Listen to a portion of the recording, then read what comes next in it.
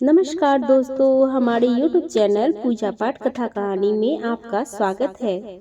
आज हम लोग इस वीडियो में चैत्र नवरात्रि की दूसरे दिन की कथा यानी कि माता ब्रह्मचारिणी की कथा को सुनेंगे और उसके पूजन की विधि को भी जानेंगे। तो आप हमारे चैनल पर यूं ही बने रहिए। माता ब्रह्मचारिणी विद्या और बुद्धि की देवी हैं।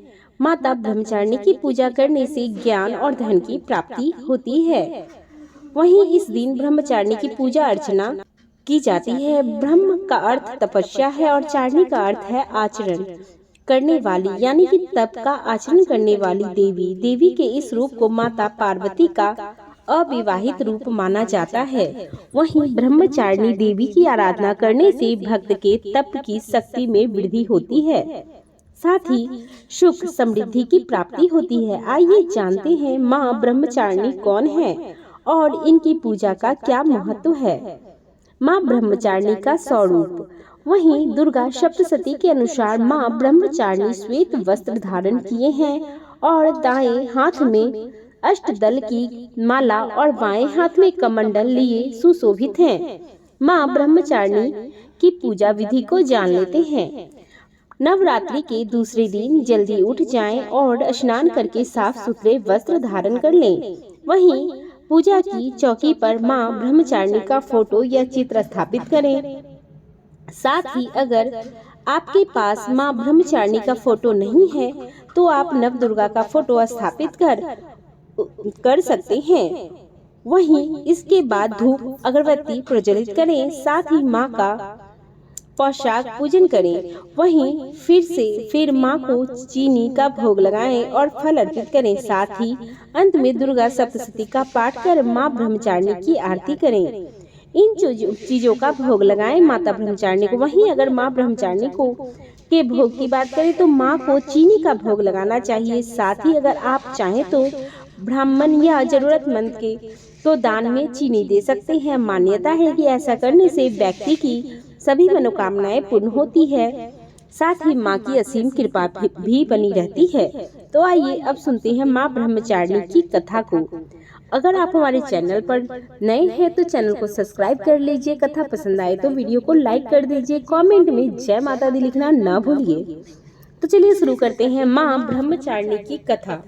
पूर्व जन्म में ब्रह्मचारिणी देवी ने पर्वतों के राजा हिमालय के घर पुत्री रूप में जन्म लिया था। साथ ही नारद जी के उद्देश्य से भगवान शिव पति रूप में प्राप्त करने के लिए घोर तपस्या की थी। इस कठिन तपस्या के कारण इन्हें तपस्विनी अर्थात ब्रह्मचारिणी नाम से जाना गया। 1000 वर्ष तक इन्होंने केवल फल फूल खाकर बिताए और 100 वर्ष तक केवल जमीन पर रहकर साग का निर्वाह किया। कुछ दिन तक कठिन उपवास रखे और खुले आकाश के नीचे वर्षा और धूप के घोर कष्ट सहे। 3000 वर्ष तक टूटे हुए बिल पत्र खाए और भगवान शंकर की आराधना करती रही। इसके बाद तो उन्होंने सूखे बेल पत्र खाना भी छोड़ दिया। कई हजार वर्ष तक निर्जल और निराहार रहकर तपस्या करती रही। पत्तों को खाना छोड़ देने के कारण ही इनका नाम अपर्णा नाम भी पड़ा।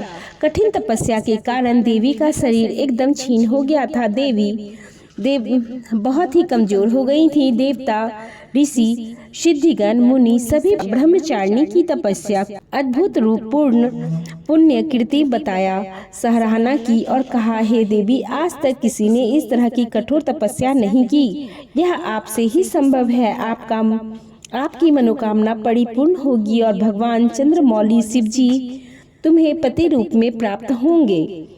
अब तपस्या छोड़कर घर लौट जाओ। जल्द ही आपके पति आपको लेने आ रहे हैं। माँ की कथा का सार यह है कि जीवन के कठिन संघर्षों में भी मन विचलित नहीं होना चाहिए। माँ ब्रह्मचारिणी देवी की कृपा से सर्व सिद्धि प्राप्त होती है। इसी के साथ माता ब्रह्मचारिणी की कथा यहीं पे पूर्ण होती है। बोलिए माता ब्रह्मचारिणी की जय। माता ब्रह्मचारिणी को जैसी मनोवांछित वर की प्राप्ति हुई वैसे ही उनके भक्तों की भी इच्छा माता जरूर पूर्ण करेंगी। इसी आशा के साथ यह कथा यहीं पर समाप्त करती हूँ।